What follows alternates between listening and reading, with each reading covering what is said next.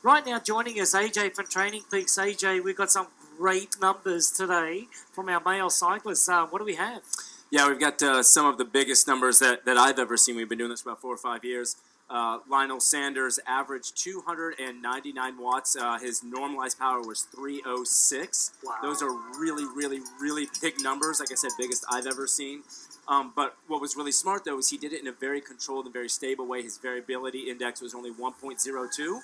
So that's why you're seeing him run so well, because even though those are really big numbers, for him, it's still, attainable. His intensity factor, I think was like, 0.78 or 0.79, somewhere in there, which is, on average what we see from a strong cyclist. Well, it sounds like he's given himself the opportunity to go out there and have a great run. I actually spoke to him during the week about his tactics and, what he learned from last year's race. And he said, I just learned I have to be patient. I have to just trust myself and trust, my ability. So it sounds like he's gone out and done just that. Yeah, he definitely did. Lionel's a smart racer, so like you said, he had a plan, and he stuck with it, which is sometimes hard to do in a world championship if you see the race going up the road on you.